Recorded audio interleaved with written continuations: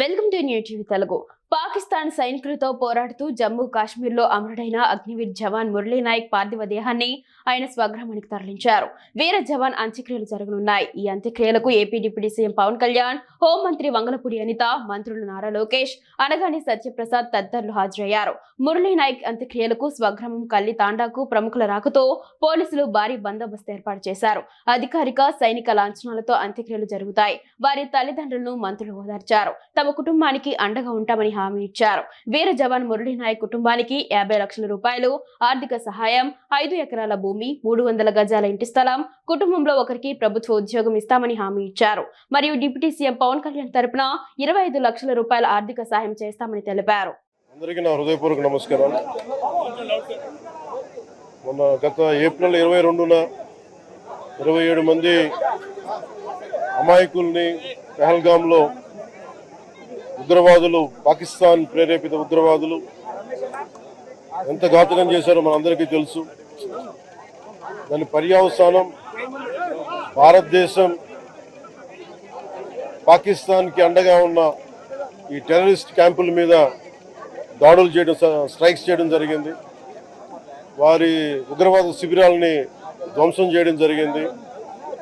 దానికి కంటిన్యూటీగా యాక్షన్ పాకిస్తాన్ కూడా మనకి కాల్పులు జరపడం, వీటి సరిహద్దుల్లో ముఖ్యంగా 5 రాష్ట్రాల్లో చాలా తీవ్ర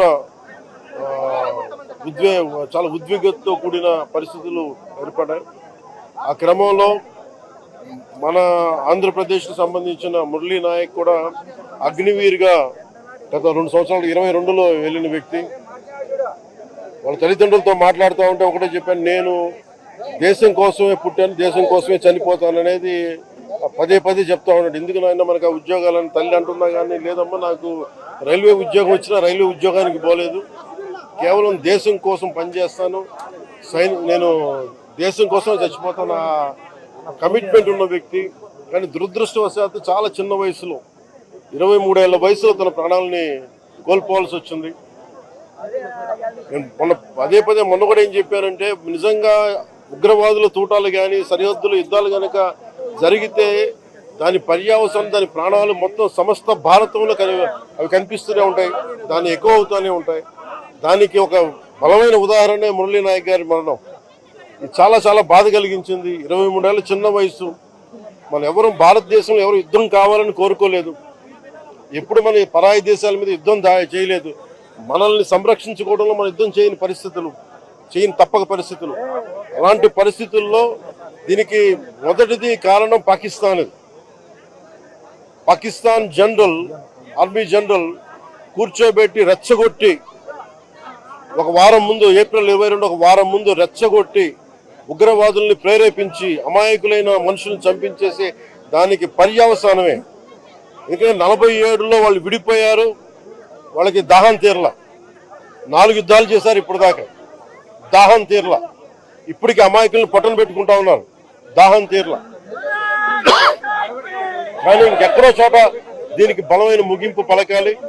సీజ్ ఫైర్ అన్న తర్వాత కూడా సీజ్ ఫైర్ ని వైలేట్ చేసిన ప్రభుత్వం అది. అక్కడ నిజంగా చెప్పాలంటే ఒక బనానా రిపబ్లిక్. దానికి ఎవరు మాస్టర్స్ తెలియదు పాకిస్తాన్కి.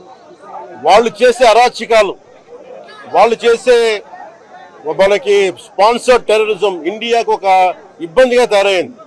అది మన ముంబై దాడులు కావచ్చు, కాశ్మీర్లో ఎథ్నిక్ క్లెన్సింగ్ కావచ్చు పండిట్స్ది, ఇది ఒక రిపీటెడ్ మన కోయంబత్తూర్ దాడులు కావచ్చు, పేలుళ్లు కావచ్చు, జామా మస్జిద్ పేలుళ్లు కావచ్చు, లేదంటే గతంలో జరిగిన మనకి గోకుల్ చాట్ పేలుళ్లు కావచ్చు, లుంబిని పార్క్ పేలుళ్లు కావచ్చు, ఇవన్నీ కూడా ఎక్కడో చోట దీనికి ఒక ముగింపు పలకాలి. దీనికి ఒక బలమైన గుణపాఠం చెప్పాలనేది నరేంద్ర మోదీ గారి ప్రజలందరూ కోరుకుంటున్నారు ఆయన్ని. దీనికి ఇప్పుడే సోదరులు గౌరవ మంత్రి ఐటీ అండ్ ఎడ్యుకేషన్ మినిస్టర్ వారు అనౌన్స్ చేశారు.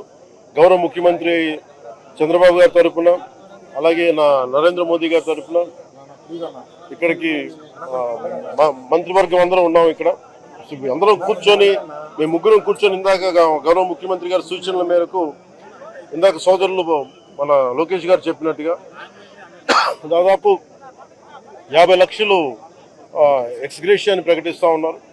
అలాగే ఒక 5 ఎకరాల పొలం అని కూడా తెలియజేశారు. అలాగే 300 గజాలు ఇంటి స్థలం అని కూడా అనౌన్స్ చేశాం.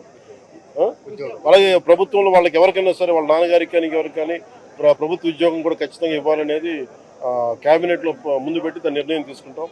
ఇవన్నీ కాకుండా నేను అదనంగా వ్యక్తిగతంగా నేను కూర్చోబెట్టి నా ట్రస్ట్ ద్వారా ఒక 25 లక్షల రూపాయలు వారి కుటుంబానికి నా వ్యక్తిగతంగా నేను సాయం చేస్తానని తెలియజేసుకుంటే ఇలాంటి పరిస్థితులు రాకూడదని కోరుకుంటాం. కానీ దురదృష్టవశాత్తు ఇలాంటివి జరిగినాయి. మనం అందరం ఇలాంటి పరిస్థితుల్లో భారతదేశ ప్రభుత్వానికి, ప్రధాని మంత్రి గారికి, అగ్ర నాయకత్వానికి, ఆర్మీకి, నేవీకి, ఎయిర్ ఫోర్స్కి, ఎంటైర్ డిఫెన్స్ ఫోర్సెస్కి ఇది మనం అండగా ఉండాల్సిన సమయం. ప్రతి ఒక్కరూ చాలా ఎరుకుతోటి చాలా జాగ్రత్తగా ఉండాలి. ఎవరు వాళ్ళు వేలాది మంది ఈ లష్కర్ ఏ తోయిబా లేదా జైషే మహమ్మద్ తీవ్రవాదులందరూ కూడా వాళ్ళు భారతదేశం మీద రకరకాల దాడులు చేయడానికి ప్రయత్నం చేస్తూ ఉన్నారు. సీజ్ ఫైర్ని దయచేసి మనం ఎవరో నమ్మట్లా. సీజ్ ఫైర్ శాంతికి ఒప్పందం కాదు. వాళ్ళు ప్రత్యేక పరిస్థితుల్లో లొంగిపోయి ఇంక మా పాకిస్తాన్ బతకలేదు అని చెప్పి కాళ్ళ బేరానికి వచ్చిన 3 గంటల్లోనే మళ్ళీ సీజ్ ఫైర్ని వైలేట్ చేశారు. సో ఇది అందరూ కూడా గమనించాల్సిన విషయం. అందుకని ఇలాంటి పరిస్థితుల్లో భవిష్యత్తులో ఇలాంటి ఉత్పన్నం కాకుండా ఉండాలని కోరుకుందాం. 23 ఏళ్ళు కూడా 25 ఏళ్ళు కూడా లేదు, 23 ఏళ్ళ వయసులో చనిపోయాడు దేశం కోసం.